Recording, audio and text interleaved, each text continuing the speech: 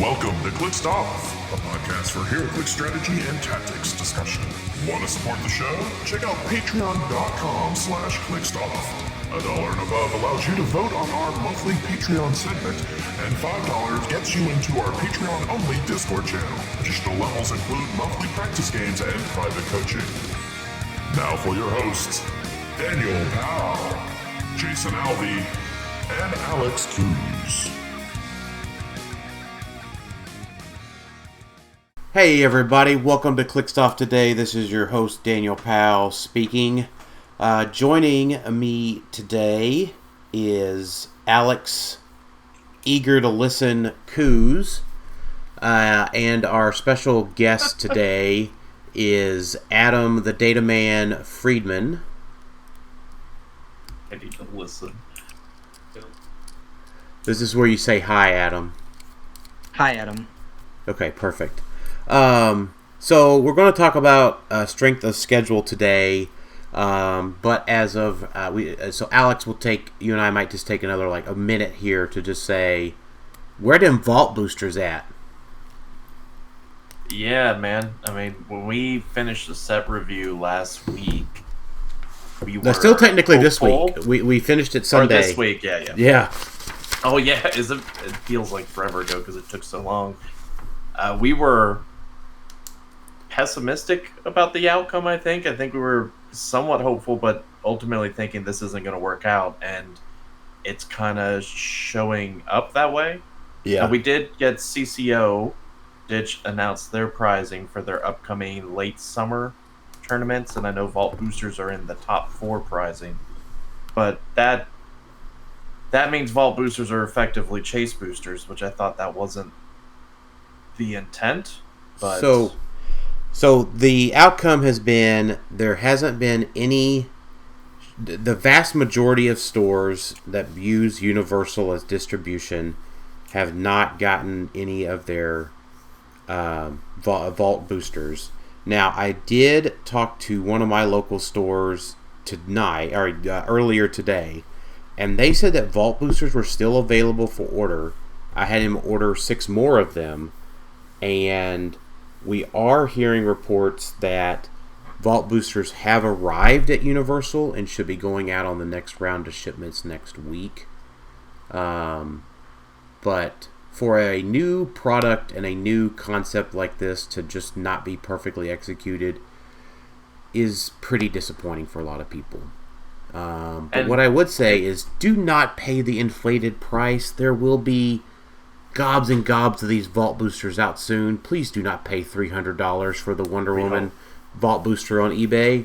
Oh wait, somebody already did. Yeah, I mean, we've also heard reports talking about how their store wasn't allowed to get vault boosters unless they bought a certain case minimum. Wasn't it like 3 cases? But that was pretty typical. That's what I understood going into this whole thing. So that makes it more limited than Chase Boosters. Chase Boosters are typically only 1 per store, though. Maybe. But if your store doesn't order more than 3 cases, you're out of luck. Like my store, we order typically, I think, like 2 cases. Because we also get a pre-release case. And I don't know if that counts in your 3 cases that you're getting. I don't know. I mean, probably not because they're separate orders. But in that instance, that means we wouldn't get any vault boosters. And as of right now, I don't even know if we're getting any. We haven't even received any of our Batman stuff yet. We have a terrible connection with... We have a bad time with our rep, I guess, for getting Heroclix stuff. We consistently don't get it on release day. But I don't know. The fact that there's, 8 or 10? How many variants of vault boosters are there again? I think there's 10. The fact that there's 10 separate ones and stores are typically only getting like 3, like maybe, that exclusivity is just insane. And then are these the only way to get the utility belt? Correct. Yeah, and to get all the other good pieces is in these like vault boosters. I mean, all of the good pieces being the horse, the utility belt, the motorcycle, the bat cycle. The three I didn't cycles. realize I was in the packs. No. Yeah, and that's what makes these worse than chase boosters. Chase boosters, you at least got. Oh, I see. So like Lucius Fox has them in the packs. I think I was saying. Not the one shots that we're wanting. Well, the bolas is in the boosters. Is it? Oh, yes, bolas is in boosters.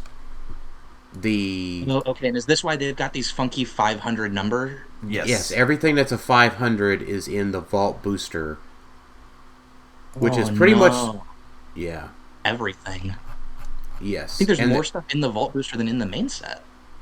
Almost feels that way. Yeah, and that's the downside. Like chase boosters were just figures in the set. You may at one point they had alternate. You're forgetting versions. about the cards. You're forgetting about the pogs. The pogs, sure, but that was just pogs. It wasn't. It wasn't like 50 some odd figures. That most of them are pretty good. There's some that 50% or more are probably good.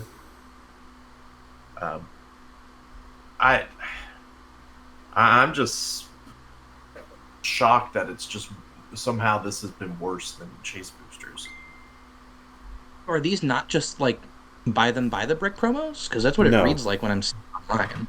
They're supposed to. They're kind of supposed to be. You get one of these boosters. No, if you buy the brick, you then get the opportunity to buy the vault booster as well.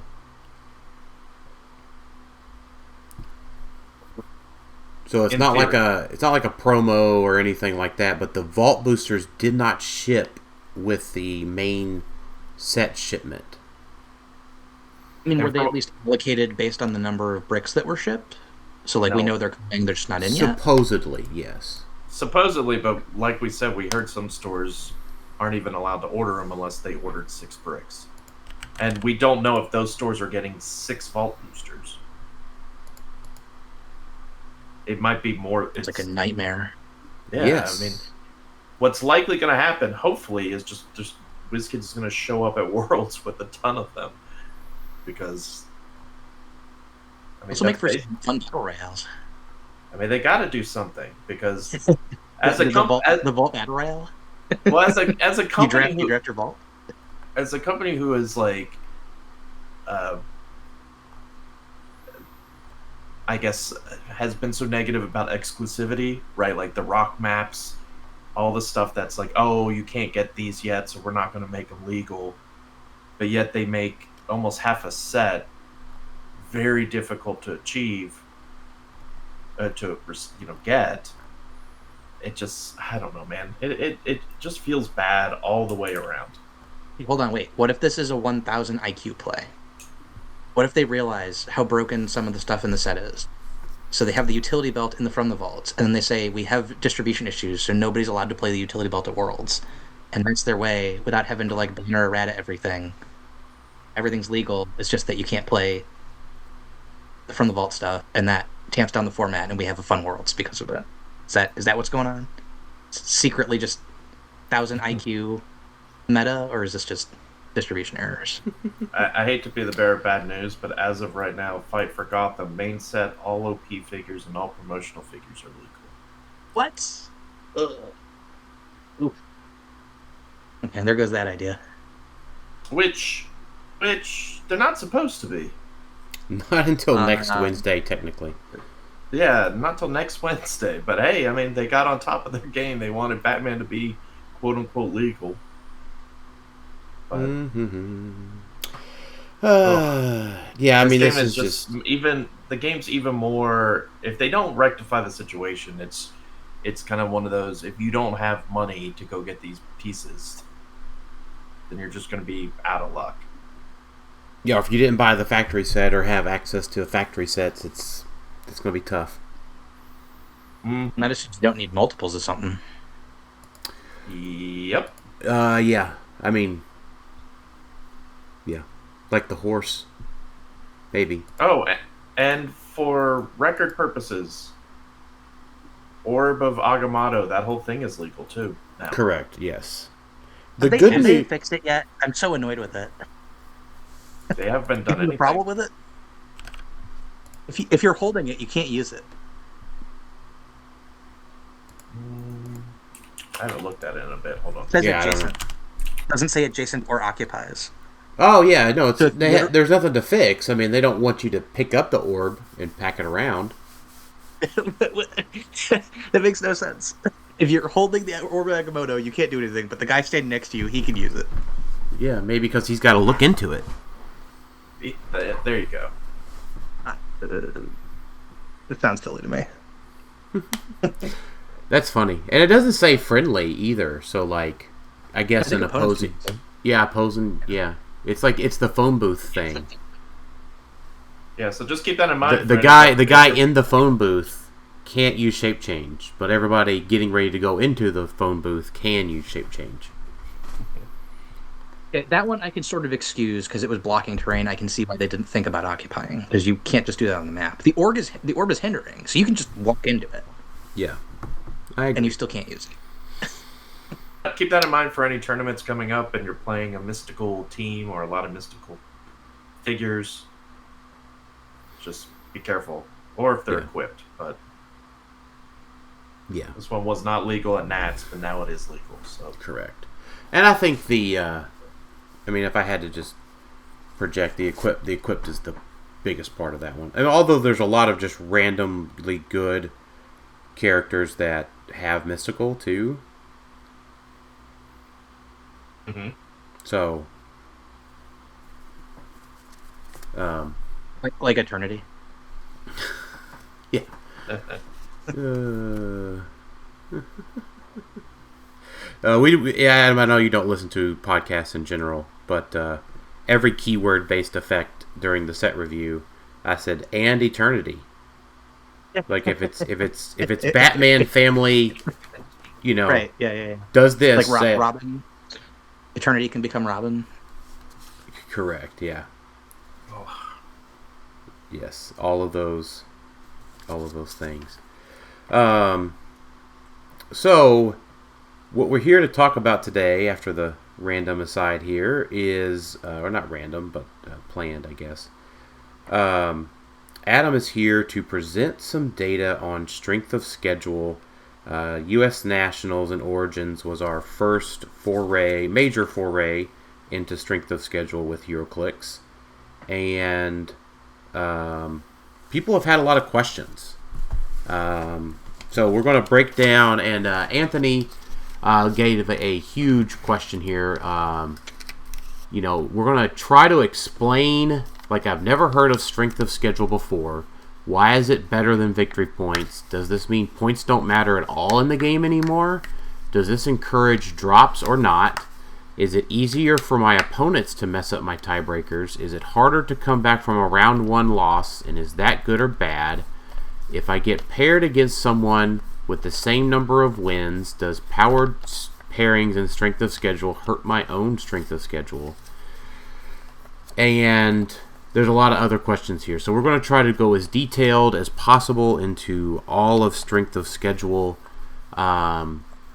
I will go ahead and, forewarn is the right answer, but this will be a very data-intensive episode, a lot of detail-intensive episode surrounding strength of schedule. And I will say that's why we brought Adam onto the show. Adam's very good at those things. Because for me, strength of schedule is pretty simple.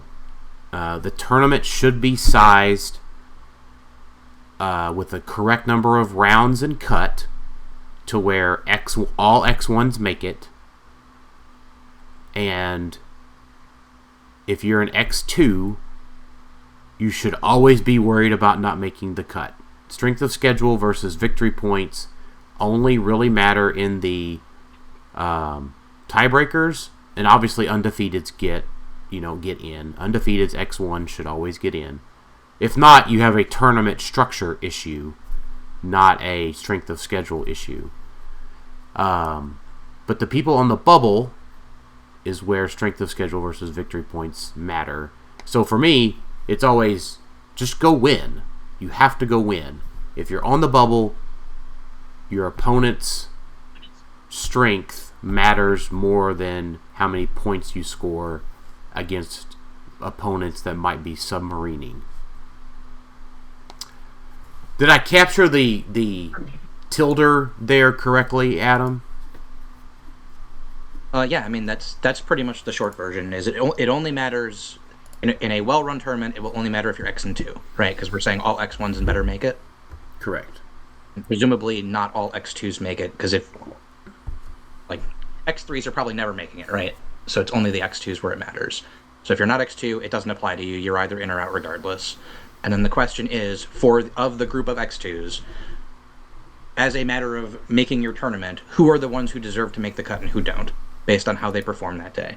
The premise of Strength of Schedule is we're trying to equalize for your effective bracket of who you had to play against, as opposed to something like how well you dunked on people, which is kind of what points mostly do. Correct. So let's just, let's just go through it here a little bit. Break down Strength of Schedule and why does it matter how well your opponents do, and how does that factor into the tiebreaker? Okay, so one of the easiest examples for this is, because this also answers one of Anthony's other questions, is what happens if you lose early versus late? So as a general rule, Strength of Schedule is going to reward you for taking your losses as late in the event as possible. And because it's sort of zero-sum, it punishes you for taking them early. The reason for this is until you lose, all of your opponents are going to be undefeated for whatever round it is, which means they'll have the maximum number of, at the time you play your opponent, they will have the maximum number of wins available to them in the round you play them, until you start losing games. Once you lose a game, then they'll have one less than that for each loss you have. And so if you, say, go 4 wins and then 2 losses, the number of game wins your opponent has is going to be pretty high.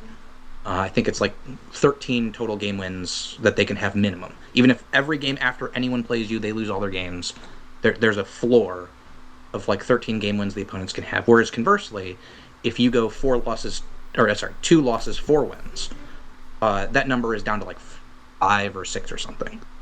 And the reason for that is you're going to be playing the players with weaker records every round. If you lose in round 1, your round 2 opponent is 0-1. If you then lose in round 2, your round 3 opponent is 0-2. And then your round 4 is 1-2, then 2-2, then 3-2, and then the last one you're going to turn them into a 3-3 because you're going to beat them. And so, like, your opponents all have, like, 2 losses starting in that 3rd round, whereas if you go 4 wins, 2 losses, your first opponent, the first round's always, they 0-0, and then they're a 1-0, a 2-0, a 3-0, a 4-0, or I guess it would be 1-2-3, and then a 3-1, and then a 3-2, because we're assuming you lose the last 2 rounds to become a 4-2. And so, like, at the time you play them, your opponents have much stronger records if you're in what was the name you gave it when you played Noldan? So there was the submarine and there was the rocket ship? Was what you called it? The rocket ship is just went out, I think. Right. So if you're in the rocket ship bracket, your opponents have much stronger record than when you're in the submarine bracket. And so, since we care about how well your opponents did, that means the player who's in the rocket ship bracket has better tiebreakers on average than the one in the submarine bracket. Now, that can be made up for if it turns out that the player you lost to in round 1 was the 6-0. That's going to be about as good as if you had won the first round in terms of tiebreakers. Now, it's worse because you have a loss, right? So you're in the situation in the first place, whereas if you just went 5-1, then it doesn't matter what your tiebreakers are. But that is sort of the main difference, is when and who you take your losses to matters, because tiebreaker is, well, who did you play against? If you play the whole day against, where one of the, I guess, taking a step back, the purpose of Swiss is we're sort of creating a fiction, and the fiction is how well you actually performed in the event is representative of how well you would perform if we actually had everyone play everyone to determine who the real best player was, right? If we had unlimited time and it wasn't an issue, we would just do round robin with no time limits. We would play every game to full completion against every player, and then whoever did the best out of that would be the winner. We obviously don't have anywhere near that time, so we do a Swiss system instead. And so it's sort of a random sampling principle of, okay, everyone's going to get like a sort of small random chunk of the room that they're going to play against. And then for the players that are, essentially tied, because they didn't have enough, they didn't go X1 or better, we're going to have to use something to break that tie. And if if everyone's getting a random sample of the room, then some players might get a really, really easy set of opponents, and some players might get stuck playing against, the 1, 2, 3, 4, and 5 seeds. And they beat three of them and lost to two other ones, and like it's amazing that they even did as well as they did, considering how strong their opponents were. I personally think it makes a lot of sense to equalize for that, which is why I like strength of schedule, because it sort of removes that factor from the consideration, because you get quote unquote rewarded by having the tougher bracket. The downside to that is you had to play the better players in the room, so you were more likely to lose your games. And the flip side of that is, well, if you had an easy bracket, then you just should be winning your games. So, like, your tiebreakers are going to kind of suck. Yeah. That makes sense? It does make sense. So, we'd like to... So, it looks like you've got... So, we're looking at a spreadsheet that you've put together here of all of the 4-2s from Nationals, which comprise of positions 9 through 22. And so it looks at each of their points in the rounds. It's got their strength of schedule. And so let's quickly here. So explain to me what is the first column says 63.9. And the second half of that is 55.6 for Michael Nelson in 9th place. So what's the 63.9% indicative of, and what's the 55.6% indicative of? So I believe they are opponent win percentage and opponent's opponent win percentage, which is how Clay has HC units programmed for the initial tiebreaker and then the secondary tiebreaker. And you only care about anything after the slash if the first slash is tied. So for the 63.9, if you take all of Michael Nelson's opponents and you, for each of them, you take their average win their win percentage for each of those 6 players, and you average them, that's the average. Now, there's an asterisk there because I believe Clay took his from the Pokemon system, so there's a floor. Anyone whose win percent is less than 30 becomes 30. Okay. So in this event, one who went 0 and something drop, or went like 1 and 5, I think they become 30 instead of whatever their actual number is when running the average calculation. Don't most games do that though? Have that floor for drops and stuff? Doesn't Magic use the similar system? I know at one point Magic did. I don't happen to know if they still do off the top of my head. It is very common to use a floor, simply because the difference, like in the actual difference in your opponent's strength, particularly for a large event that's going to go like 9 rounds of Swiss, like Magic GPs often do, like the difference between say like a 1-8 and a 2-8 should not be very big, because they both just did terribly. Mm-hmm. So if you do their actual percentages, there's actually a huge difference between those two. I mean, one of them literally has double the win percentage of the other, which impacts the average quite a lot. So you set the floor, so anyone who did any worse than this, we don't care, you're all just bad. This is your minimum win percent. We basically say everyone who does sufficiently bad is equally bad, so we don't have to worry about the variance amongst the different levels of really bad. We only care if you're actually doing good. And that makes sense, because you don't... If you're winning, and say, you lose at the end or something, you don't want... I guess you don't want to be penalized because your opponent dropped after round 1, even though he could have done better, because drops become 30%. So it's better than like a 0% somehow if they just drop after round 1 or round 2 or whatever terrible percentages. It does give you a little bit of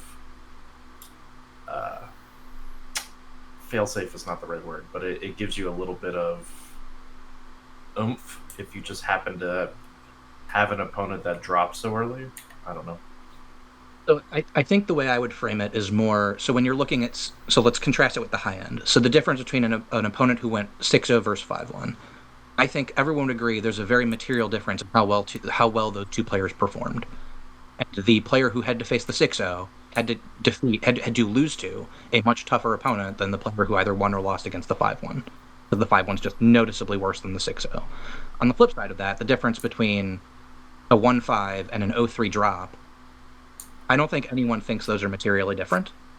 And yet, if we didn't have the floor, the 1-5 would be substantially better as a tiebreaker. But I think it would be about as much better to have a 1-5 versus an 0-3 drop as it would be to play the 6-0 versus a 5-1, which seems preposterous. Like, the difference on the low end should be minuscule if it's anything at all, because like the players who had that bad of a record, I mean, they managed to pick up a game against someone else who had that kind of a bad record, like almost definitionally. It's going to be very rare that the one player they beat out of 6 was someone who did well that day.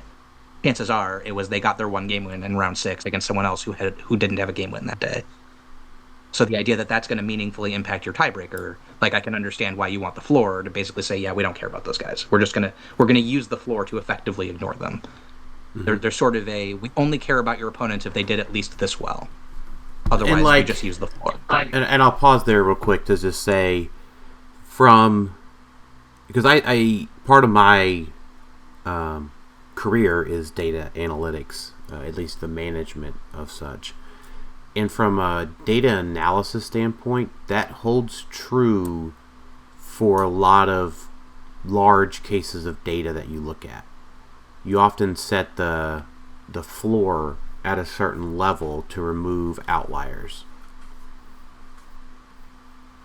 So from a data science perspective, the floor makes a lot of sense.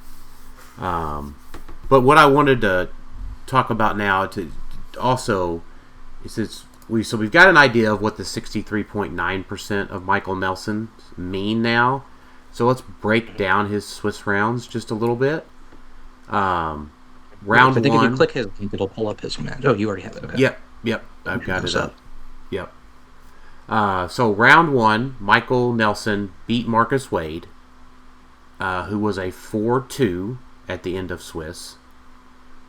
Then he beat Micah Love, who Micah went 3-3, which is not a great record, but is not it's a 50%, right, when it comes to the calculations. Then Michael Nelson beat Randy Carter, who ended up going 4-2. Michael Nelson lost, so this was one of his 2 losses, lost to Isaac A.B., who went 5-1 during Swiss. Then Michael... Isaac J., but it's the same record. Yeah, and Isaac J. Did Isaac go 4-2? Or Isaac was one of the 5. Isaac J. Also Isaac J went 4-2. I'm looking right here. So Michael lost to Isaac J, who went 4-2, and then Michael Nelson then beat Ryan Knotson, who went 3-3. So when it comes to his records, none of his opponents went less than 50%, with the majority of them... sorry, I gotta do math. Should be easier than I would think. What am I doing it wrong here? Oh, it's 6 divided by 4, sorry. Or 4 divided by 6, my bad.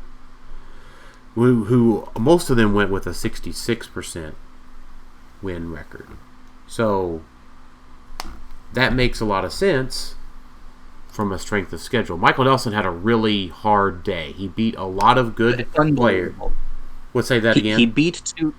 Yeah, so like it's almost remarkable how like tough his bracket was. So think about it. So he's a 4-2. He's competing with other 4-2s. 4 of his 6 games were against other 4-2s. Correct. So he beat 2 and lost 2 to 4 of the 12 players he's competing against on tiebreakers. Mm-hmm. right? Or is it how many was it? 9 to 22 is what? Or is it 12 players or 13 or something like that? 13, yeah. Yeah, 13. So of the 13 players who are in competition for this, top cut slot, he beats 2 and loses to 2 of the player of 4. So basically a third of the bubble himself. Well, And his other three, games are against 3-3s. yeah, because he had one of the Like- 5-1s. Oh, he did have one of the 5-1s. Okay. Yeah, Isaac AB, yeah. I thought he played Isaac J. He played Isaac J and Isaac AB. He played both Isaacs. I thought he had. Okay, I had him listed as Isaac J and Ryan Knotson. Okay, so I might just have that wrong then. So I mean, it's the same principle either way. yeah, so that makes sense from Michael Nelson, right? So but if you look at Michael Nelson's points, he scored 965, which would points-wise would have put him on the bubble.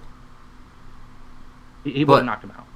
It would have, pretty much, knocked him out, but would have been way underrepresented of, his strength of schedule. To whereas, let's go to the other end of that, and I want to take a look at Cornelius.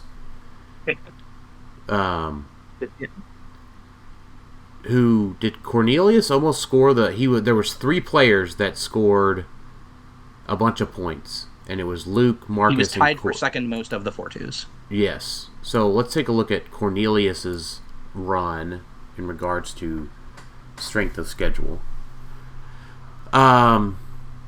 Cornelius was on the round 1 loss, so he was on his back, I guess, most of the day.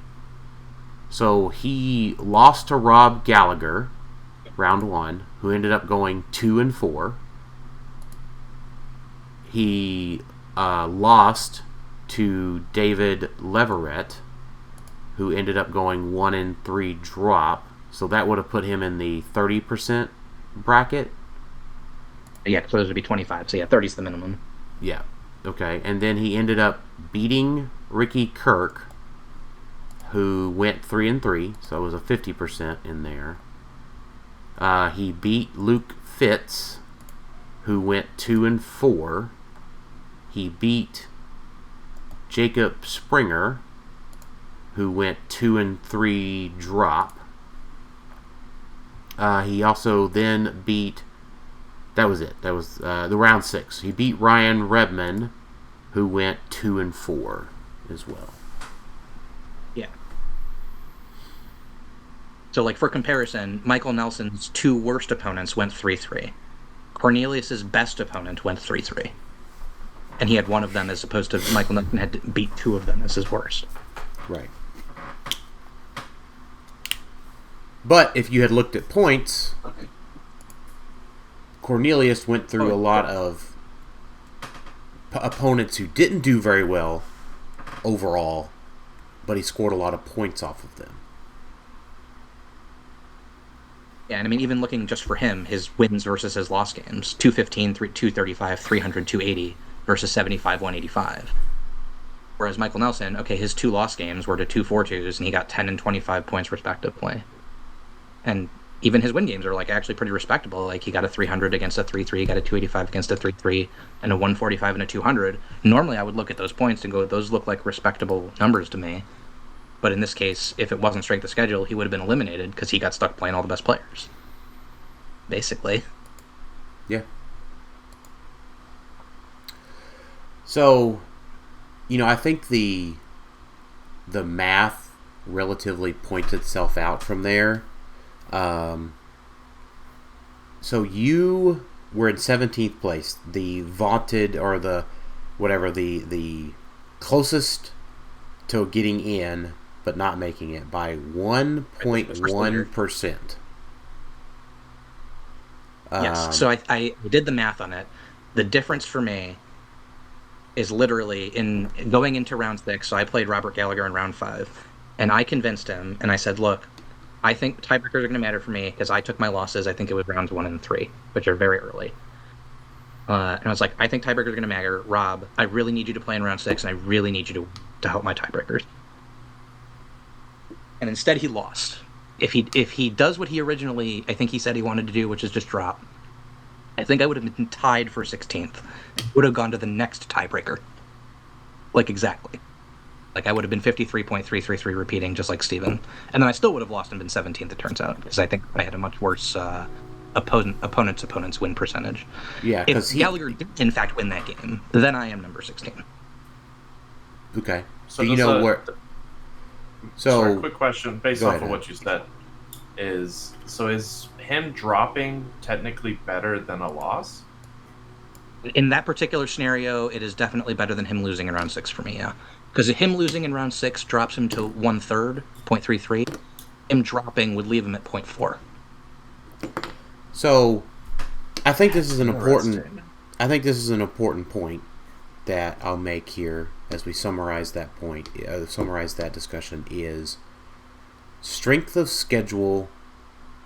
I think is a good community builder in that it makes you cheer for your opponents.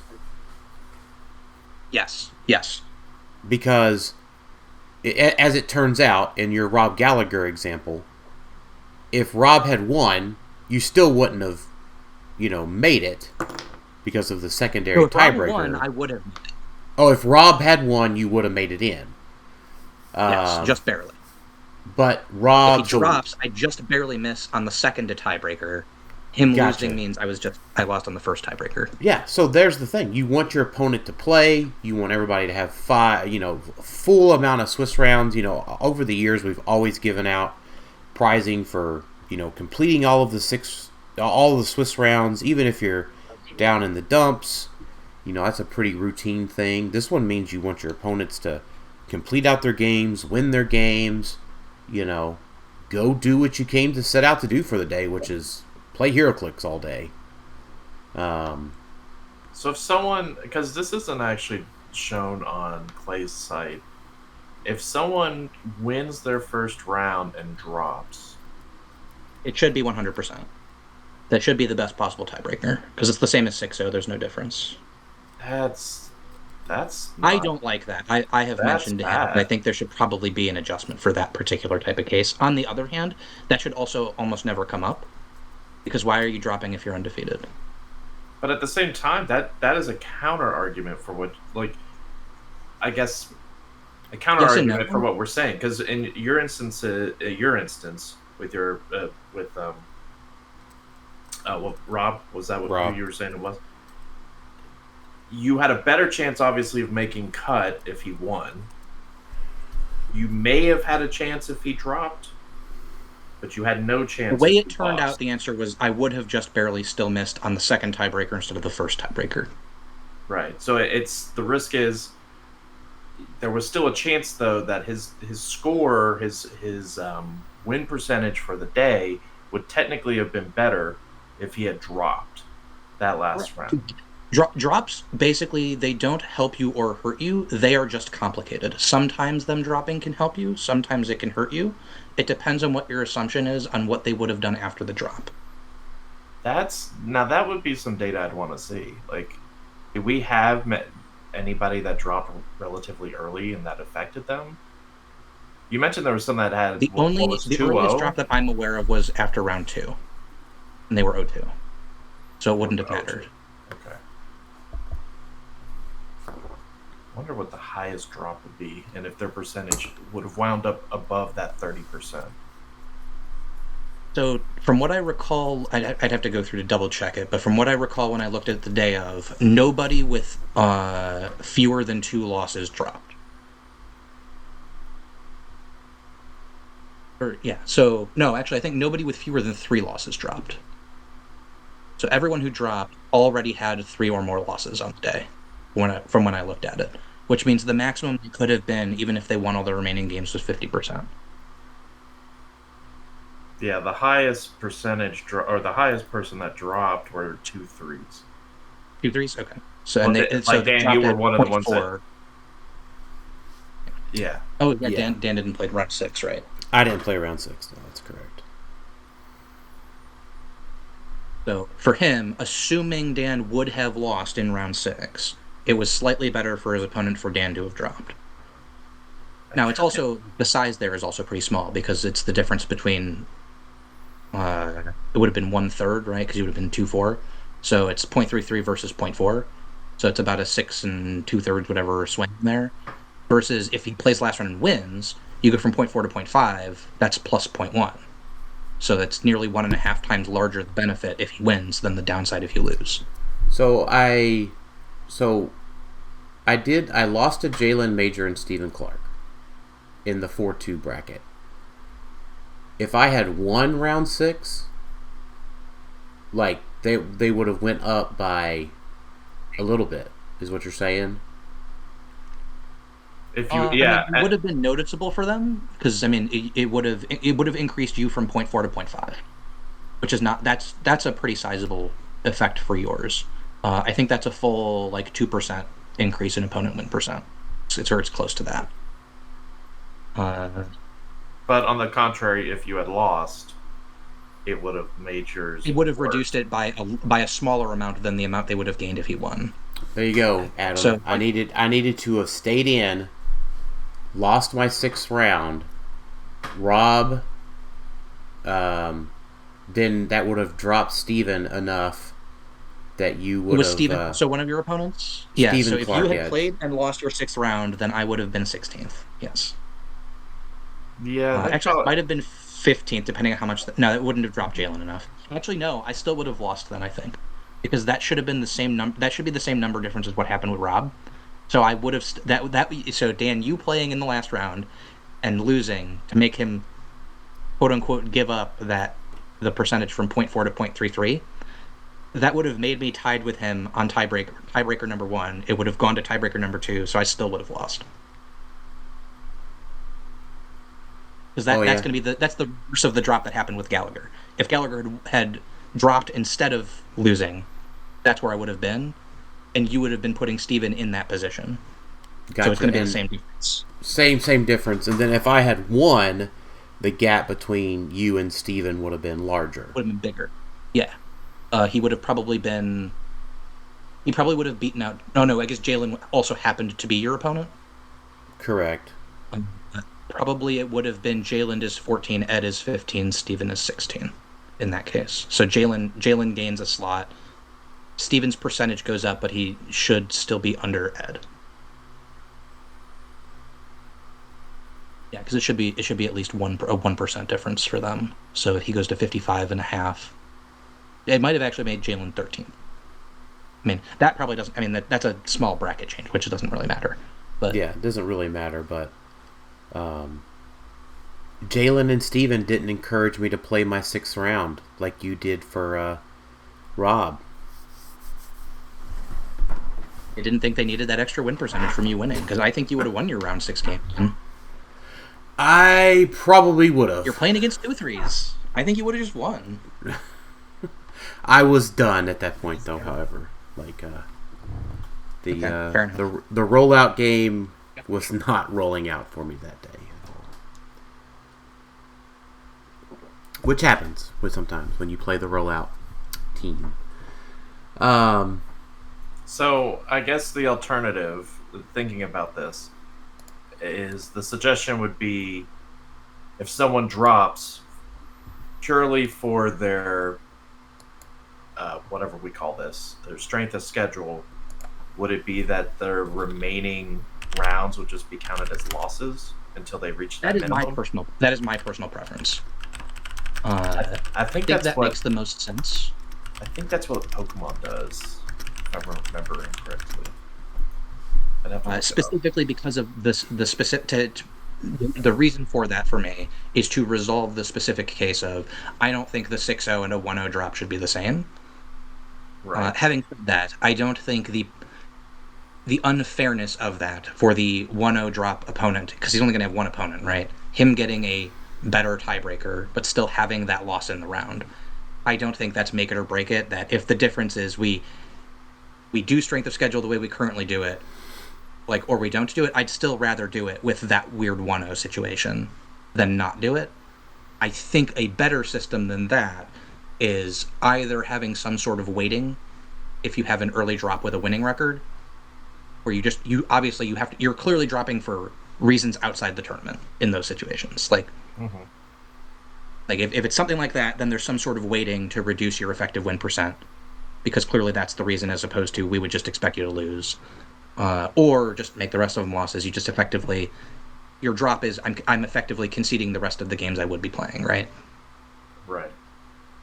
I think you're effectively conceding, but you're not effectively giving someone the win by conceding, because you have because no you're just opponent. removed from the pairings. Right. I feel like that might be better, because that limits, as we've seen with some of the tournaments, shenanigans. Because you could end up in a final round and people trying to tell their teammates, hey, instead of taking the risk, even you're out anyway, why don't you just drop, because that's maybe better for me than you potentially taking a loss. Like, there's the kind of the risk factor of, do I want you to, should you play this last round? Because if you win, that's great. But if you lose, that's worse for me.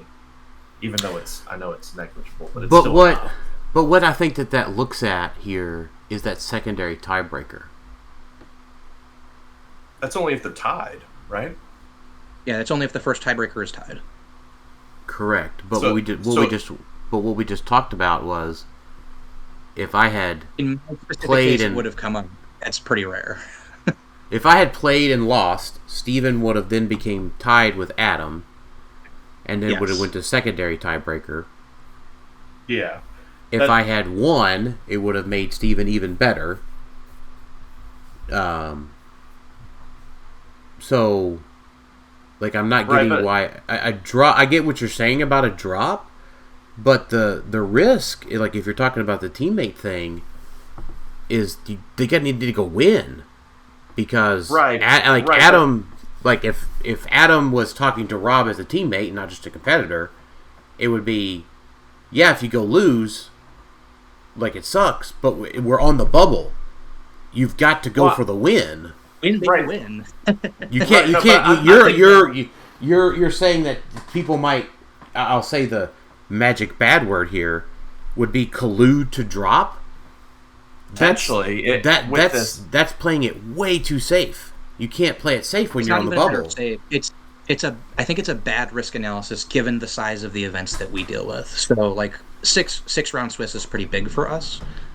As a general rule, given our event sizes, the value of the extra game win is going to be significantly larger than the downside from the game loss, because you're already talking about someone who's going to have 2 losses. Right. That's the only reason it's going to matter. Right, but all we're talking about here is taking away that option completely, because... Oh, I mean, I'm fine with it. I think it probably is, in fact, better to just have them all be losses after that round. Just, one, I think it makes it easier to calculate, because you don't have to have funky divisions. So anyone who wants to check it by hand, well, now it's really easy. You're just dividing by number of rounds, right? Times the number of players times the number of rounds is your total number of games that are going to be played. You always know what the denominator is, unless there's a buy involved. Like, you don't have to check, I'm dividing this number to get the average by, like, 23 instead of 25 because 2 of these players dropped around early. So, anyone who wants to check it, it's going to make their life a lot easier in checking the math. So, I'm generally in favor of simpler systems just for that reason. Well, and this tournament didn't have a scenario where someone went 1-0 and then the Memphis food hit them and they had to drop from the tournament because they got sick. And so their 1-0 record still continues to boost their one opponent's, strength of schedule, because it looks amazing. Even though they dropped and they're not playing in the remaining 5 rounds. That didn't happen in this tournament. It looks like the best one was 2-3 anyway. But that isn't to say it couldn't happen. And if they leave it how it is, that could actually throw some numbers off, right? Like, that could... Yes, so it is surprisingly complicated because of because presumably this is only going to matter, like, for a 1-0, 2-0 drop. I imagine if you're 3-0, you're just going to take your loss in round 4 and power through it, figure out what to do. Like, you'd have to have, like, died of a heart attack in that situation, otherwise, right? And frankly, I'm of the opinion if you have the opponent who went 3-0 drop because, they had an actual medical emergency, had to be rushed out to the ER, I am perfectly comfortable saying, you know what, the 3-0 drop is just as good a tiebreaker as the 6-0. Fine. The 1-0 drop, that's a little bit more egregious. Enough for me to actually be concerned about it. Because also it's more likely to happen as the 1-0 drop, just because there's more 1-0s in round 2 than there are 3-0s in round 4, right? The numbers just are much, much larger. But even there, I think also your just effect sizes are surprisingly small. And one of the weird things that happens is, because if you've ever done the diagram for whether you make the cut math, if a 1-0 drops going into round 2, on average, I think you should see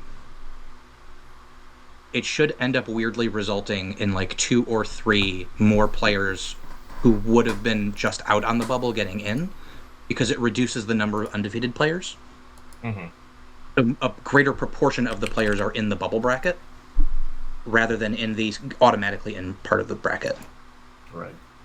Because it's a round 1 elimination, it affects it more strongly than if it was, say, a 5-0 who did it. That's just going to be that one slot, because he has no future opponents where it's going to affect him. Whereas now that he's out, it sort of moves everyone up a slot every round because of the future rounds. So it does also have that side of it. So yeah, your tiebreaker gets better. Also, the number of players who make cut, who are in that group who would have made cut, actually sort of increases by 1, at least 1, possibly more. Yeah, there's a lot of potential scenarios that could go, because that 1-0 could potentially just have lost the rest of their games, though. And if they had stayed in and gone 1-5, and then they're almost as bad as if they had dropped anyway. But either way, because this is a new system that was rolled out, it feels like just for nationals.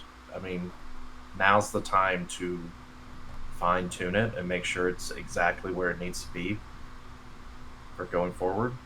I think there's room for some minor changes to it. As far as the nitty gritty, the fine details, overall, I think it's a great system. I think some of those minor fine tunings could, like we talked about, how they handle drop players.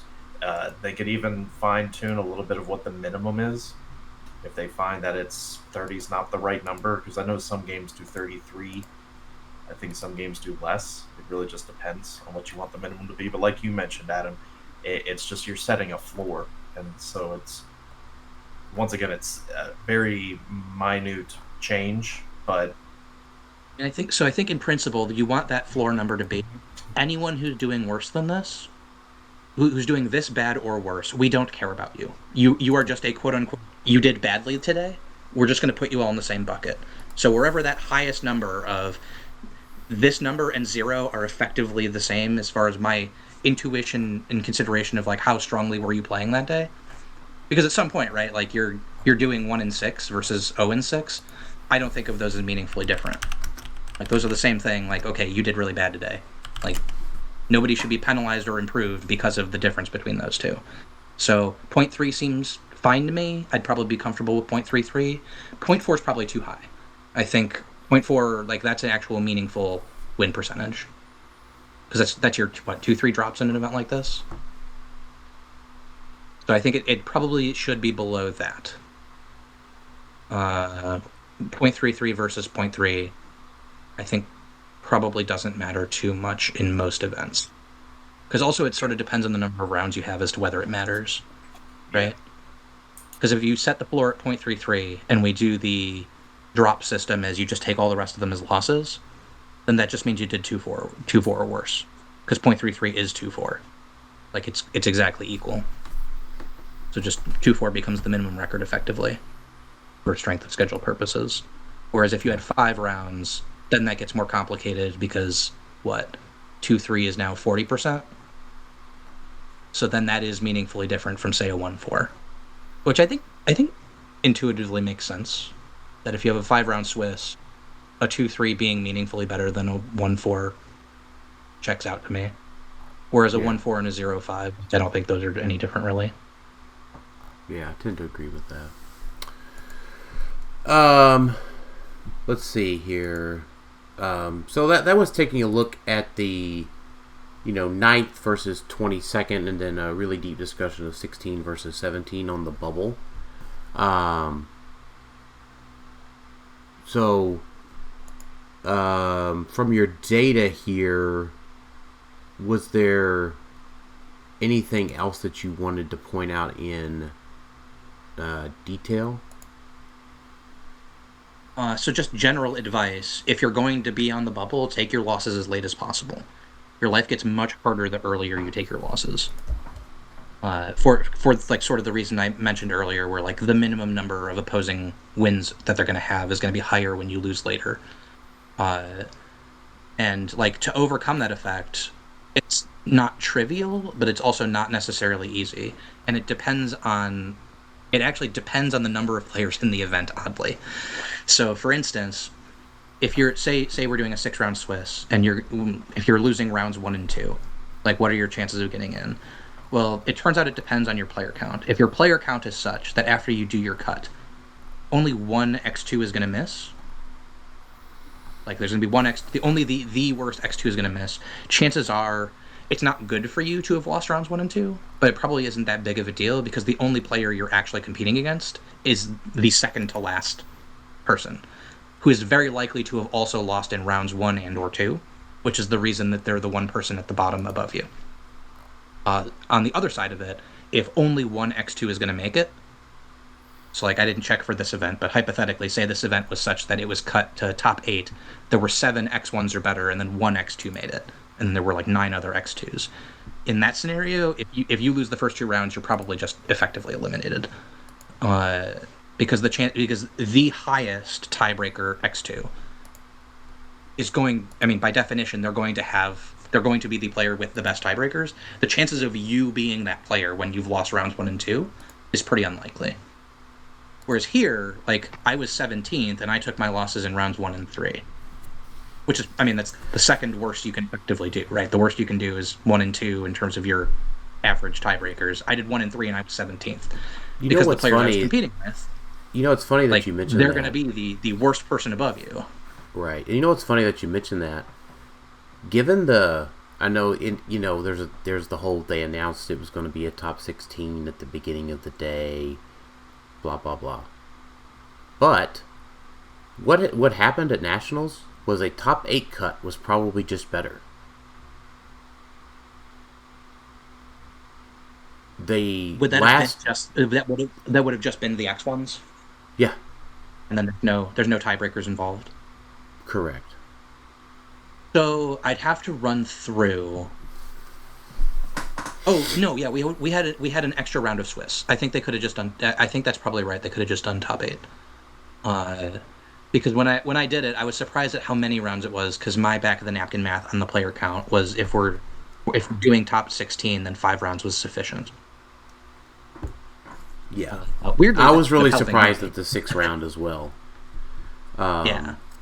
So given that we had the 1 round beyond my expectation, probably we could have cut to a lower number, and it would have always worked. Having said that, I mean, if their idea was, we have the time for it, let's just play the extra round, I'm fine with that. Yeah. I mean, in my case, it in contention instead of just being out. Because of when I took my losses. Yeah, correct. But yeah, I mean, in general here, just looking at that, the last 5-1 was 8th place.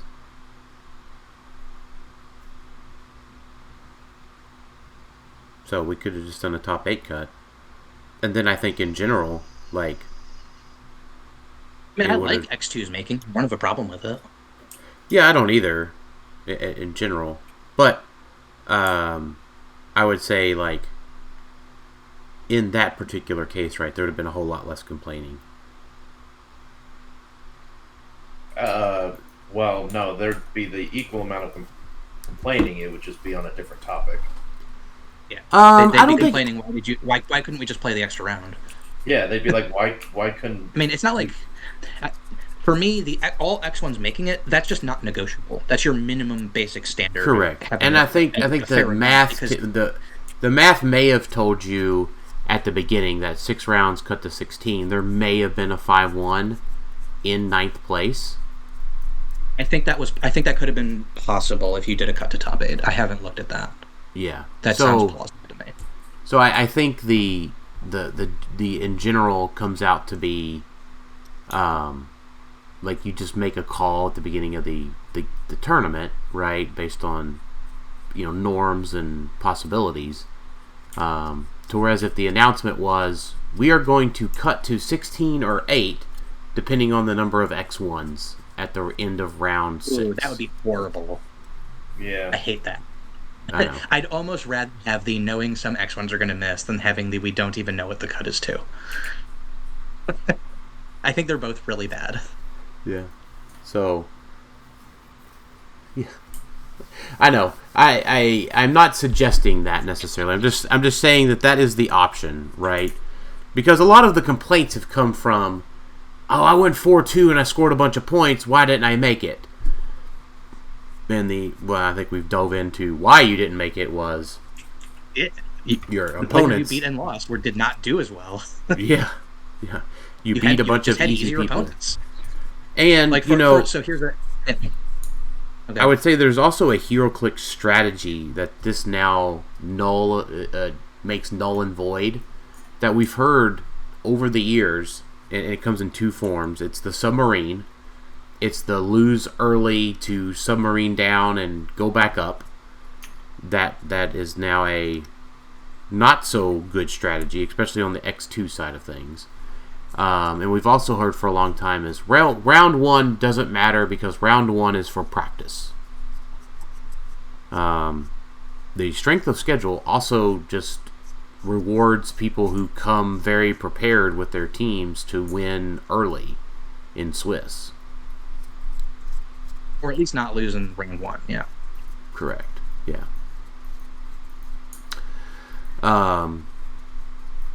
So I think that's the strategies that really go away with this. So it's going to favor folks that do really well. Well, and it also removes what I have thought to be a blight on Heroclix for a long time, which is because of the way we've historically done pairings, the ability to effectively manipulate your tournament bracket, which I always thought was just, I don't understand how you can have your game exist like this. So explain to me... Explain to me how you would have previously manipulated your bracket by using points. Heroclix historically uses, and I believe the term from Magic the Gathering, what's called powered pairings, which is when we do our pairings for the round, you actually place in, you go to your standings, and each player plays the person right after them in the standings, basically. So 1 plays 2, 3 plays 4, 5 plays 6, etc. And if points are your tiebreaker, that means if you know there's a particular player or strategy where you can have some high confidence as to what their points are going to look like, then you can deliberately avoid the area of the standings that they're going to be in. So for instance, say I'm playing a Don't Die team, but there's this super aggressive team that I have a really hard time with. I get lucky enough to just not have to play them round 1 because round 1's random. I'm in a position where I could just wipe my opponent out because I'm just so winning in this they can't do anything to me. I'm playing null, let's say, right? There's just nothing they can do to me. They don't have a bloodstone. I'm just going to crush them no matter what. I now sort of have the choice. I can choose to beat them 20-0, or I can beat them 300-0. And because at some point I can just stop attacking them, right? And so I'm not going to score any more points as long as I know I'm going to win the game.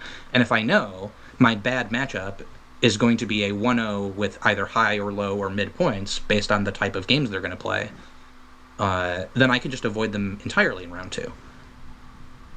So, for instance, if I'm playing the null and the super aggressive team that's going to be a problem for me, I happen to know that's you know the community better than that. Who's a super aggressive player in here? PJ, right? PJ or Joshuaparlin, somebody like that.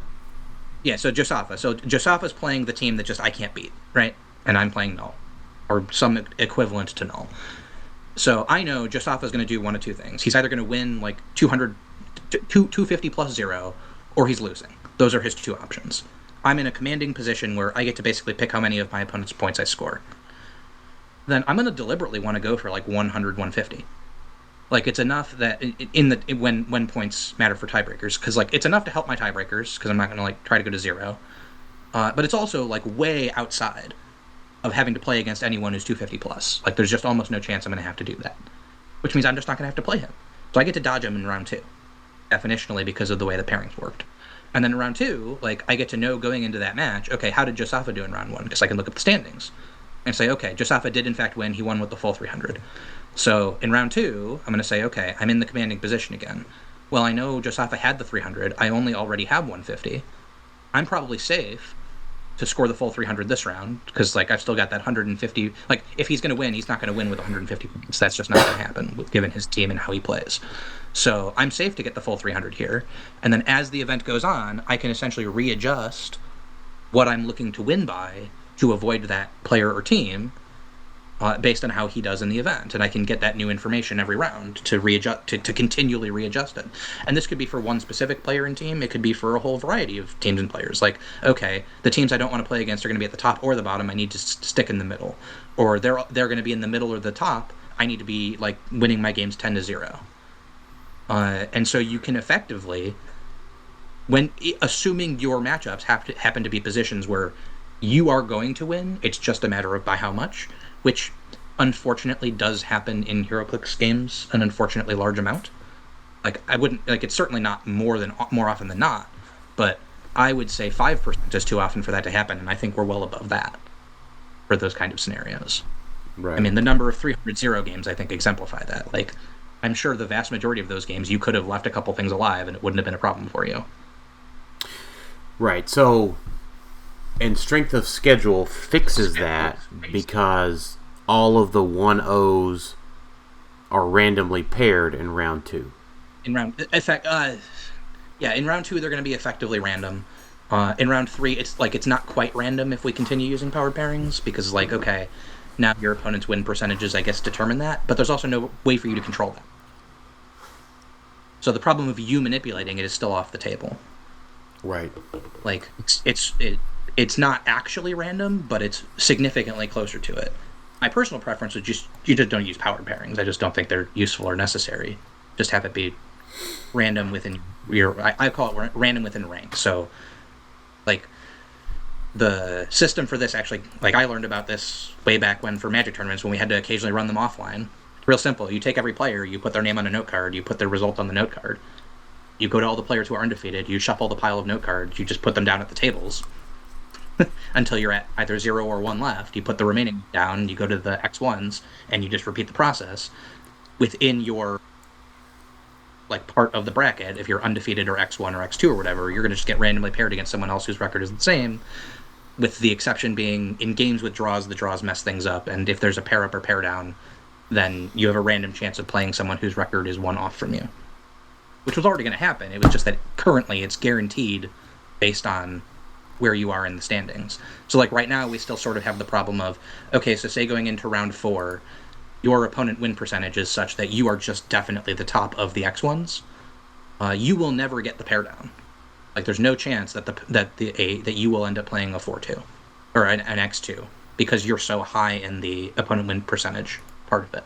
Whereas the player who had the worst opponents, they might get paired down multiple rounds in a row because of the fact they got the pair down, which I think is not fair to them for tiebreaker purposes.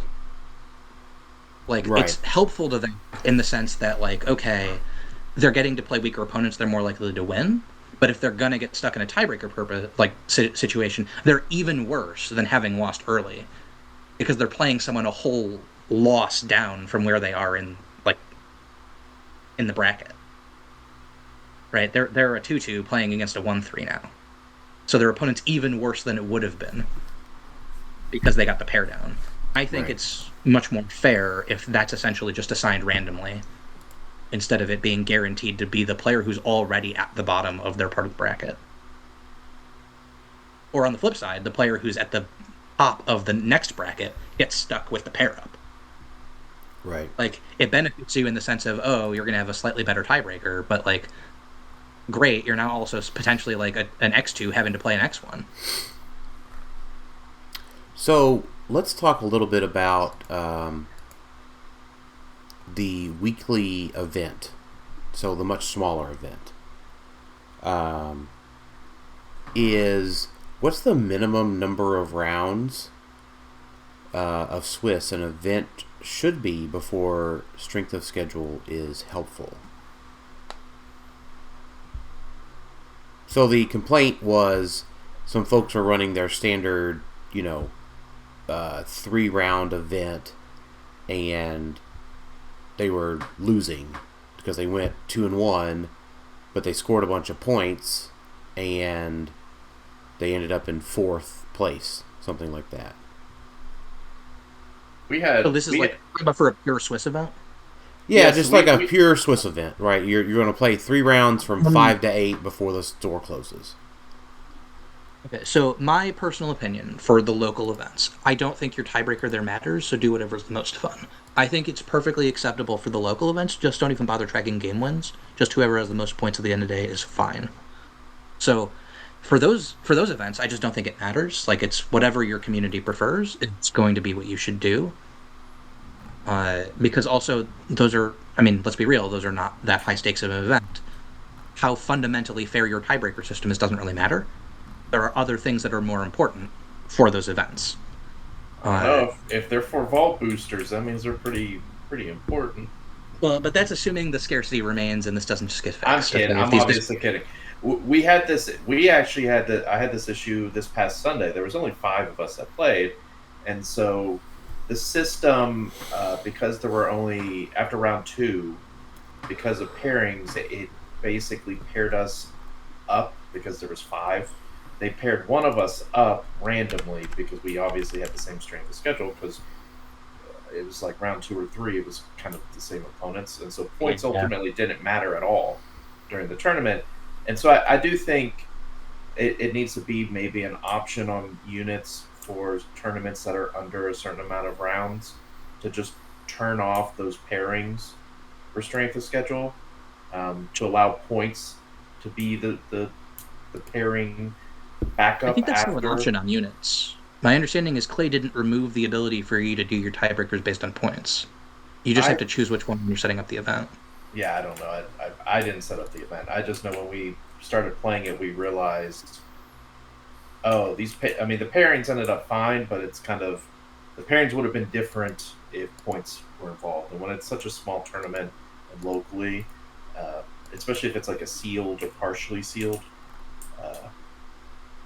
I think people prefer points mattering a bit more in those instances. So I am willing to concede for sealed event, given the nature of Heroclix. I think the problem you have are really just an indication of the difference of the strength of the players as opposed to how well you did. I think that's less true in sealed. I think sealed games are on average closer, which means points are a more reliable indicator of how well your performance was than they are for constructed. Now, that's not going to be true for every sealed set, because you still have sets like Venom, where your points are probably the biggest indicator of whether you pulled null or not, or played against a null or not. Which is not really it has nothing to do with how well you played, right? But for a well-balanced sealed set, I think the relationship is different than it is for constructed on points, and so I wouldn't, in the abstract, be opposed to using it for those. Now, for a big event, like a Worlds level event, I still think strength of schedule makes more sense. Because the best indicator of how strong you did and how strong your opponents are is going to be how they performed on the day. Like, if it turns out that you got stuck playing against all the players who had weak sealed pools, well, then I think you should be behind the player who had to struggle to beat like all the players who pulled the best stuff. Yeah. So strength of schedule is very likely to indicate that, as opposed to points, which correlated it's either weakly or not very much. I would expect. So for smaller events, it's sort of a whatever makes me happy. I don't think it makes a huge difference one way or the other. Yeah, and that's kind of what I agree as well. Like, and I'm really happy you underscored that, Adam. Whatever makes sense locally to build up your community is what's going to work best for your chase boosters, your vault boosters, your OP kit pricing. If you're needing to worry about this for, I don't know, the kits where there's tons and tons of things, or if there's an event where there's no prize on the line, like maybe just like take a step back and ask yourself if those things are really that important to worry about strength of schedule for. Now, let me ask you guys. This is not really tied to... This is tied to strength of schedule, but it's not tied to like percentages and whatnot. Do you think by this switch of strength of schedule, more people will concede or end their game quicker when it's very clear that they've lost?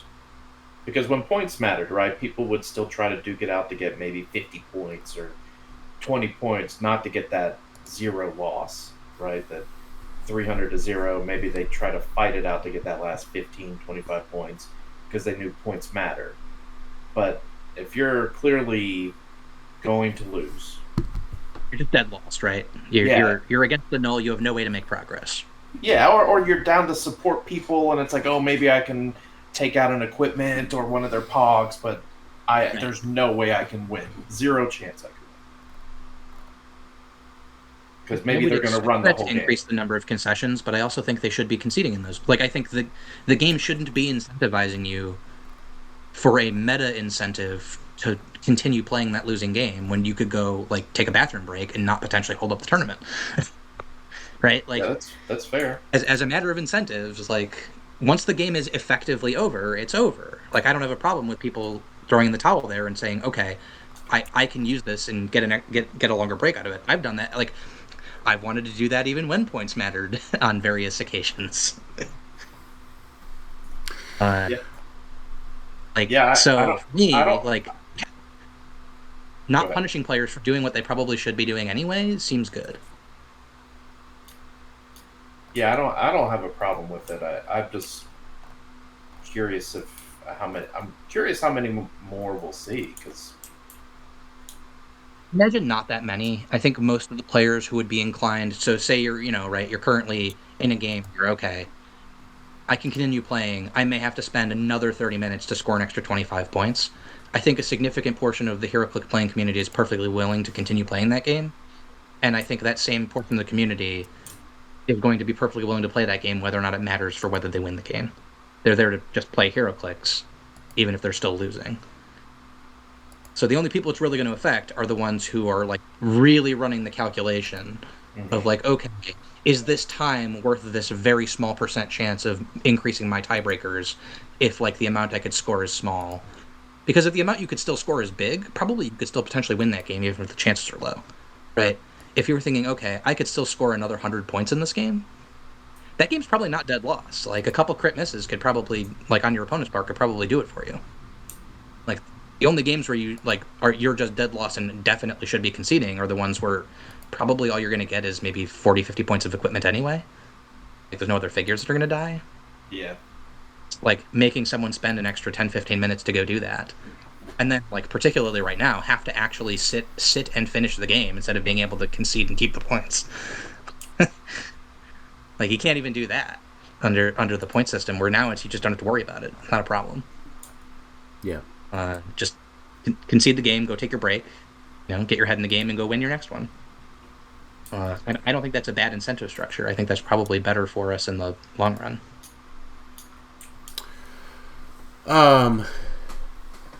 And then Anthony's last point here. What else do I need to know that I have never... Huh? Have we actually gotten through the rest of them? Because it was a long list. It has. Why is it better than victory points? I'm summing it up here. Okay. Does this mean that points don't matter at all in the game? Does this encourage drops or not? Is it easier for my opponents to mess up tiebreakers? Is it harder to come back from a round 1 loss? If I get paired with someone with the same number of wins, does powered pairings and strength of schedule hurt my own strength of schedule? Why are powered pairings in the old victory points good or bad? Since 8 C units now lets me turn powered pairings on or off, if I do an event that uses victory points instead of strength of schedule, why should I turn powered pairings on or off? What is the minimum? I think it's terrible. Yes. What is the minimum number of rounds of Swiss an event should be before strength of schedule is helpful? What is the minimum number of players before strength of schedule is helpful? Should there be a number of expected rounds because of the switch to SOS compared to victory points? And what else do I need to know that I have never heard of?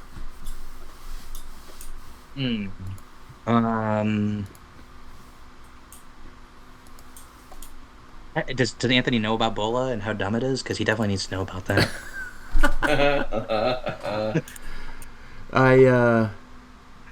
It's pretty dumb. It is very dumb. We did talk about that quite extensively in our set review, just for what it's worth. Now, I do have a question, and this is probably a very simple answer, but one that maybe someone would have thought of asking.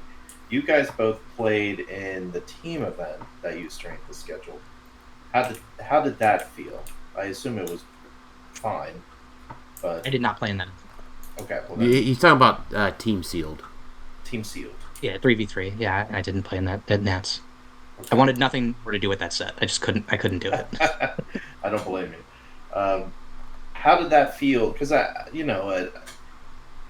team sealed, team events, a 3v3 there's an added level of calculation when it comes to wins a little bit, right? And on units, I bet I could pull it up. Like swapping in now strength of schedule in lieu of points.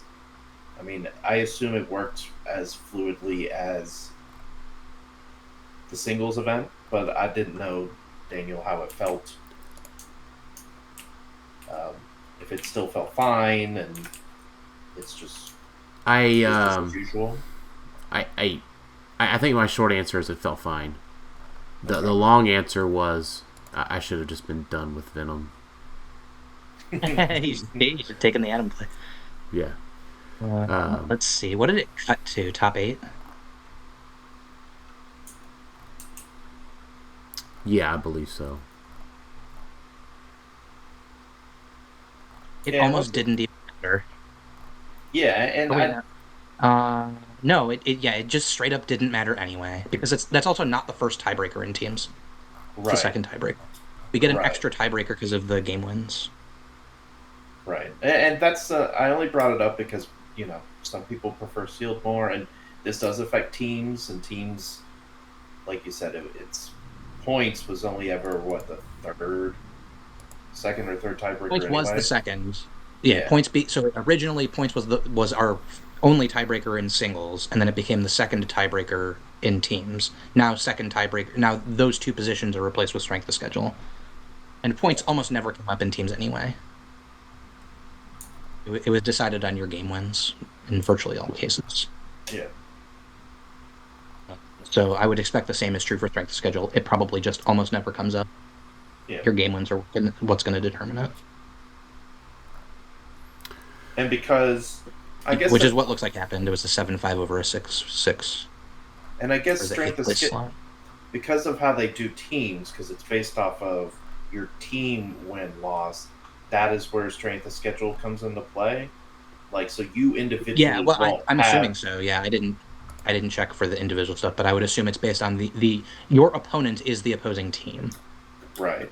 So you won't have your own strength of schedule, quote unquote, for your opponent. It's your whole team has a strength of schedule. Knowing play, I'm willing to bet that each of the players does, but it's like the 4th and 5th tiebreaker, so it just isn't going to matter. That's like he has accounted for the possibility of it coming up, just because it probably wouldn't have been that hard to add that on. So my assumption is it is actually buried in there, but also it's deep enough into the tiebreakers that it just isn't going to matter. Mm-hmm. Just like nothing past points has ever mattered before. I think technically Heroclix actually has always had a second tiebreaker after points. It's just never come up. Mm-hmm. I don't know what it is, to be honest.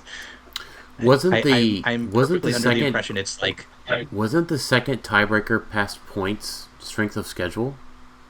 Oh, is that what it was? Could be. Because I think that has come up before. I think it almost came up once. Oh no, I think it did come up once. It was Paris versus someone for 16th, I think. Yes, in like 2023. It was yes, I think it was 16th place. You're exactly right. I think it was 16th place for Paris in 2023. Either 16 or 32. I don't remember what the cut was that year, but I think it was Paris was the one who was the bubble. And they actually had to discover how strength of schedule worked in Heroclix because they had literally never done it before. Like, it was in the system that, like, in theory we have this, but they actually didn't know how it worked. And so I think they needed to actually, like, hand recalculate it to make sure it was working properly. I believe you're correct. I think that was the only time I remember when Norm was happening. still around. Yeah. Yeah, that was the And year I don't Norm's... actually remember if they got to what I thought the right answer was either when they did it. Yeah. But I do believe the second tiebreaker used to be strength of schedule. Yeah, and like, in principle, I don't actually, like, if we just want to say for historical reasons, our tiebreakers are strength of schedule, then points, then opponent's opponent win percentage. I'm personally probably okay with that. Because I just don't think it's going to come to points that often anyway. Like, there was basically, like, 1 in, like, 7 cases where maybe it would have mattered in this event. Now, I would still want to get rid of powered pairings then, because, like, that could affect your actual pairings in round 2. Like, that would be bad. But assuming we're getting rid of powered pairings entirely, then, like, I don't have a problem with it being in the mix as a tiebreaker somewhere. I just don't think it should be the first one. Because of, like, just how much less it serves the purpose of what I think a tiebreaker is there for than strength of schedule. So if we want to say, look, we're Heroclix, we care about points, we'll make it the second or third tiebreaker or something, like, I'd be fine with that.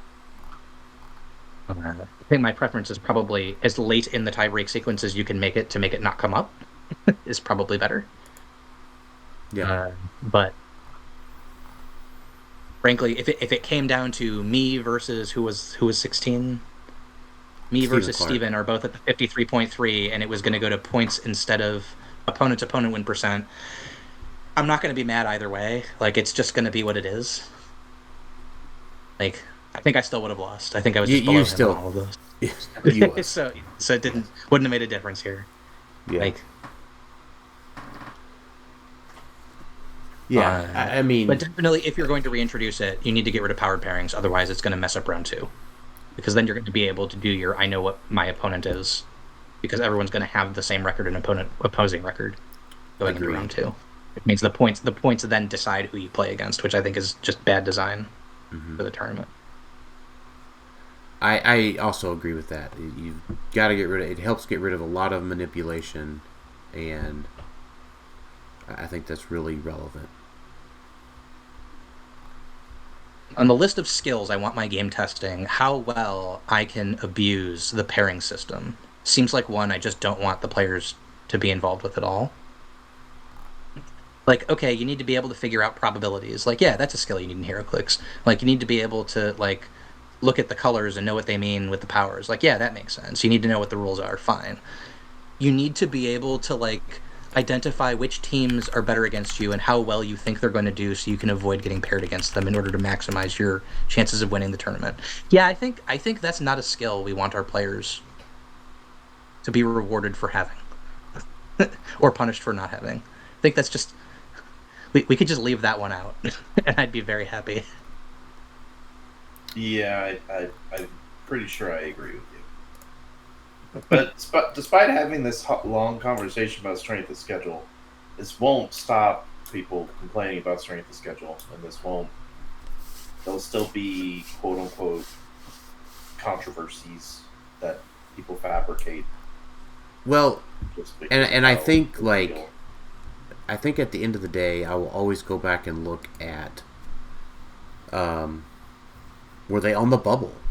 And now, I mean, honestly, like, I went into strength of schedule knowing basically what I said at the beginning of the show. Just go win. Right? Though X1 shouldn't miss, or X1s are better, shouldn't miss. And if you're an X2, you're on the bubble. Right? Like, anything could make your day go badly. And now that I understand more deeply, based on this episode, how strength of schedule works in that X2 category, now I can just go back and look and say, well, and I'm just going to use, in Cornelius, I'm just using him as an example. He actually posted a very long explanation that says, yeah, he went and played a bunch of weaker players. But I can go back and look at someone like Cornelius's record and be like, dude, you beat a bunch of 2-4s.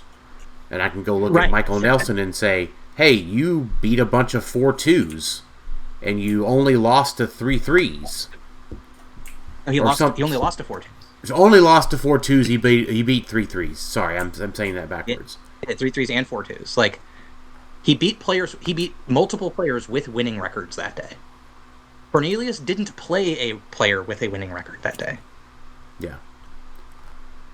So I certainly feel more enabled to say, hey, this dude just did better than you.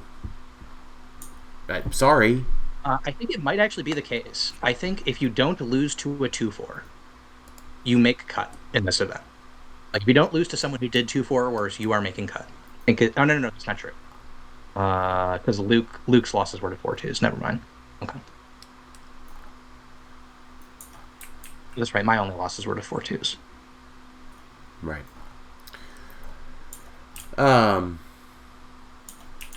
Yeah, I think I understand it a whole lot better now.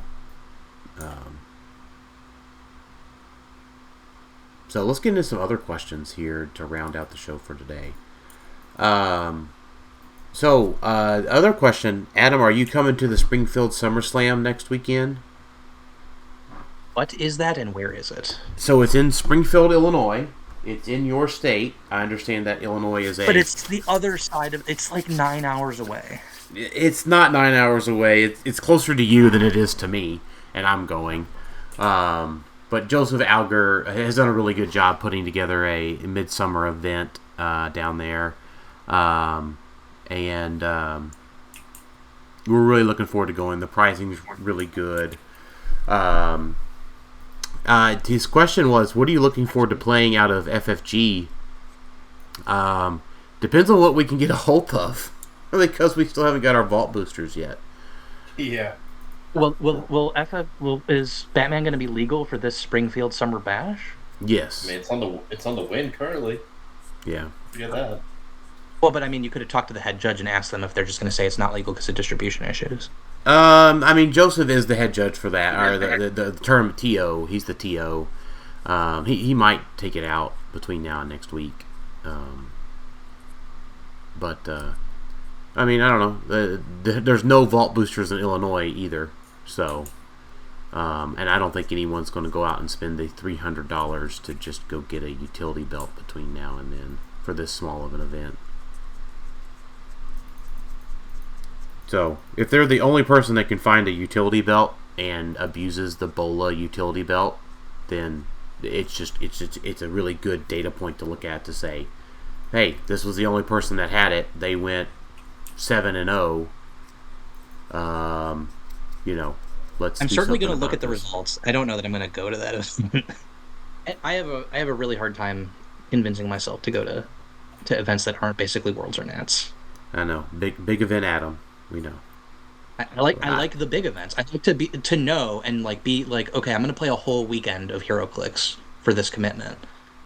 Like, not like, because I'm guessing it's going to just be a 1-day event for this Springfield thing, right? Correct. So I'm going to drive. So it's like 3.5 hours on the way in.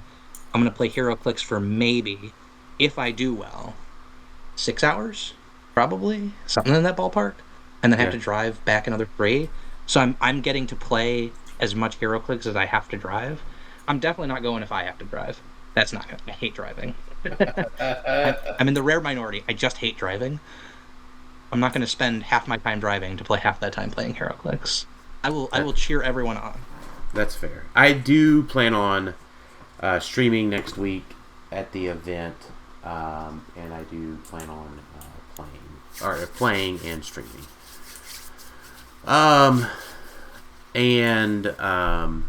A quick shout out to Dial Tactics, who spent quite a bit of time coming out of Nationals with some AI models analyzing the strength of schedules. And for a first attempt at what all he put together, he did a really good job of taking a first crack at the strength of schedule analysis. Oh, is he the guy who did that cool comic book looking article? Yeah. Yeah, that was sweet looking. I like that. Yeah. He wants to know when you're going to write an article for him. I don't know. He needs to DM me. Yeah, I know. That's I haven't heard anything. What does he want me to write about? Is the question. If it's something I'm interested in, I'll write about it. Yeah, just DM him. And then his other question was, does Batman 509 drop his equipment when he does something? I don't know what Batman he's talking about. Did we not say in our... Let's see what Batman 509 does. During game setup, you may place him on his card instead of the map. So he never goes to the map. You know, he doesn't drop it. He doesn't drop his equipment. No, he's just never equipped then. Or he's not equipped. He's not equipped until later. Hold on, I gotta actually find this. That's gonna be goofy. So most of them, it's you place them on the map, then place them on the card. And for them, I can say he'll definitely have the equipment. If he's placing the card before he's placed on the map, he won't have the equipment until he's placed on the map.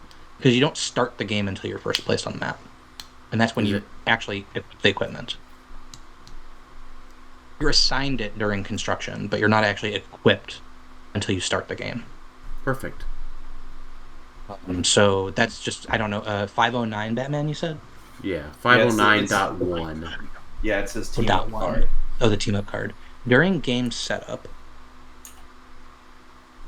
Oh, okay, I don't like that timing, just because isn't when you switch the card also during game setup? Does this even trigger?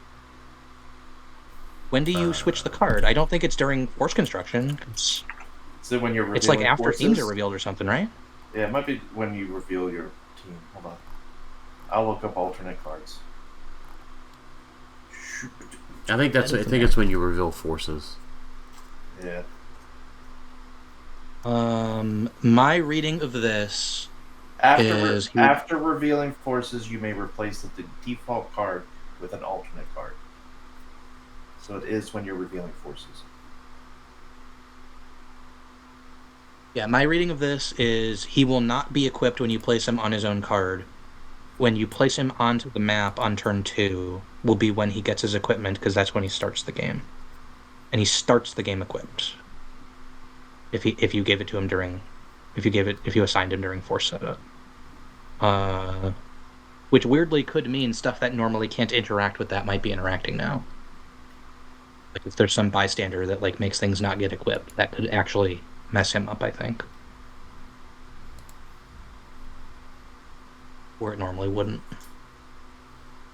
I don't know if any of those exist. I just haven't thought about it. Yeah, I don't either. All right. It's really weird that he's in the game but hasn't started the game. They're probably just going to rule he's actually just placed on the map and then you place him on his card, because that's how all the other ones work. And that makes way more sense. In which case he just has the equipment and is off the map. Yeah, I think so. It's always what's the most reasonable solution is probably what they're going to be going with. Yeah, that's much. And it also, I think they didn't intend to make him work differently than the others. That seems strange to me. I don't think there's a reason you need him to not touch the map in between. I don't think it matters. Unless there's something really weird about, one of the equipments I don't know about where, it changes something when he starts the game. That you get to make your choice later or something. That'd be the only reason to make a difference. Right. And then Adam Mason-Jewski brings back an OG thought. Instead of strength of schedule, should we just bring back survivor points? That's not that OG, is it? Didn't they do something else at 2019 or so with survivor points? I don't think we've had survivor points at least before 2013. We definitely didn't have them in 2013. They were already gone. I was not still playing in 2012. I was in the period where I had stopped playing, so I don't know. I think during when Chung won, they still existed. When Masu won, I believe they still existed. I don't know about the year after Masu won. So 2011 might be when they went away. But it's pretty OG. It's before Oreo Dials, potentially. And they went away. What I don't. That was before I was playing for sure. What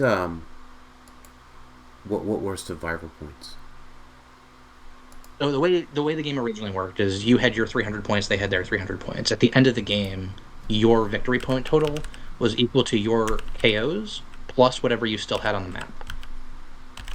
So your survivor points is your stuff that didn't die, because we didn't have fancy things like bringing extra characters into the game. Those didn't exist. Right. So the reason they were called survivor points is the only way to get them is for something to survive. Nowadays, I think it would be a really bad idea, because it would make you benefit from being able to just bring an extra, like, so easy one off the top. So Cathan, who's 300, right?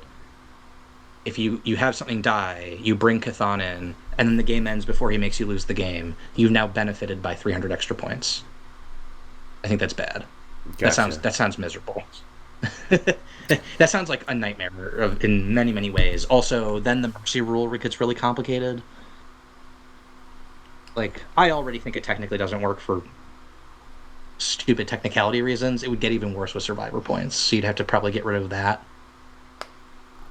Yeah, in principle, I don't hate the idea of going back to ye old days of Heroclix with survivor points. It's just, I think modern design means you would either need to write like an entire rulebook just to deal with them and all the weird edge cases that you need to avoid, or it would just cause ridiculous game states. Because, like, if you just did it as the way they originally worked, you could literally have a game where, like, I'm playing, say, like a null type team where you can't score anything, and on, like, neither of us have scored, and then I bring in a Beetlejuice, I now win 400 to 300 because I have 400 points of survivors. I think that's bad. That sounds horrible. Actually. I get what you're. So, like, you would either need to write a whole bunch of rules about characters brought in, or it would just be some of the worst HeroClix we've ever had. Probably. Gotcha. And then Giordano comes in with a question we haven't had in a while, a food-related question. Have you ever tried cooking gnocchi with butter on a skillet? If you haven't, you should give it a try. Is he a dog? I don't think you're... Oh, no, that's Gnort, not Gnocchi. Okay, never mind. I misread it. Oh, yeah. I thought he was making a joke about the Green Lantern, because I think he needs to get banned. You just gotta win. That's what I assumed that you just gotta win with Gnort, Adam. You can't... I gotta stop not winning? Yeah, I know. Yeah. I want them to take him seriously until I actually win an event by making players not do anything. I mean, Dan, just having experienced how Gnort works, are we fully on board? That guy just needs to go, in silver at least? Yeah. Yeah, it was... It's like... It was not great. Just non-games are not good. Yeah. Yeah, Gnort was not fun. Although I did have, like, I was pretty proud of myself for having, like, 2 options to get out of it. I just didn't roll some breakaways. So. Weren't you a mobile? Huh? Weren't you a mobile? Because of the lasso? No. I killed... not do that? I killed Lockjaw. Oh, you killed Lockjaw at the end, that's right. Yeah. That's right. Yep. Because I was going to... I think it was Reversal. Oh, right, yeah, the WWE powers. I had an option to kill your Scott Porter, I think. Right. Yeah. So, I was probably the most equipped of, anybody that didn't play, like, Prime A-Bomb to... A-Bomb was a problem. Yeah. I was probably, maybe not the most equipped, but I was one of the most equipped to battle it, but I just... I said on the show about my Silver Age performance, I played Null because I'm stubborn, and I just wanted to play him. I mean, you passed the first hurdle. Like, if you don't win map roll, I don't know that you can win that game. Yeah. Then I'm getting the hooks in before you do anything. Yeah, I agree. Which is why for Worlds, depending the map list, I am playing 3 Galactuses. Just for fun. If they do the silver event at Worlds... for silver. Oh, Because you can't play one of them. Isn't it all your modern points, though? No, the OG Galactus is silver points.